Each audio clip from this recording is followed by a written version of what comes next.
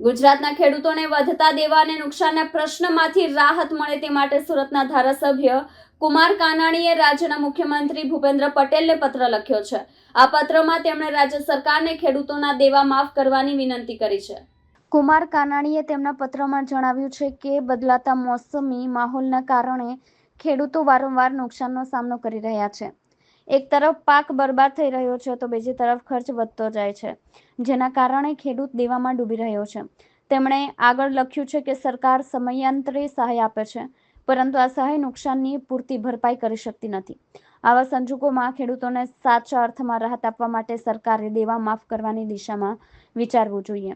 કાનાણીએ વધુમાં જણાવ્યું છે કે બિનજરૂરી પ્રોડક્ટો અને સરકારી ખર્ચાઓમાં કાપ મૂકીને ખેડૂતોને દેવા મુક્ત કરવી શક્ય છે।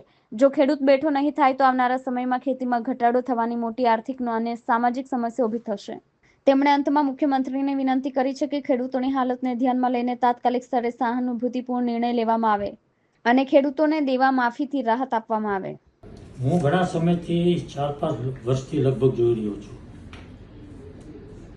કે ખેડૂતોને કમોસમી વરસાદ, અતિવૃષ્ટિ, વાવાઝોડું, ચક્રવાતને કારણે વારંવાર નુકસાન થઈ રહ્યું છે। સરકાર દર વખતે સહાય આપે છે, સહાય આપવાનો પ્રયાસ કરે છે, પરંતુ આ સહાયથી ખેડૂતોની જે નુકસાની છે ભરપાઈ થતી નથી।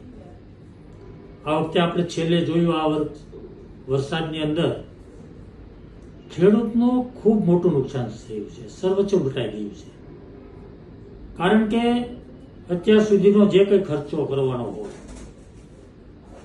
એ ખાતર હોય, દવા હોય, બિયારણ હોય, મજૂરી હોય, આ તમામ ખર્ચો લાગી ચૂક્યા પછી મુખમાં આવેલો કોળિયો તૈયાર માલ ખેડૂતનો જતો રહ્યો છે।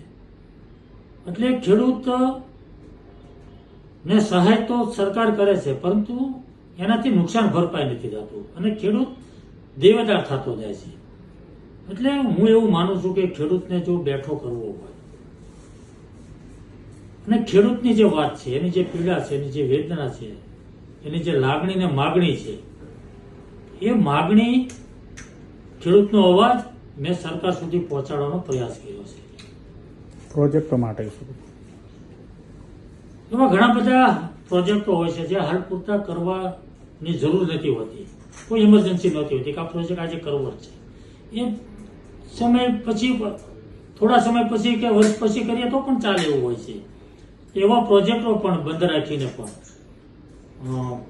કરકસર કરીને સરકારે એ બજેટ ખેડૂતના દેવા માફીમાં વાપરીને પણ ખેડૂતને મદદરૂપ થવું જોઈએ, એવું ચોક્કસપણે હું માનું છું।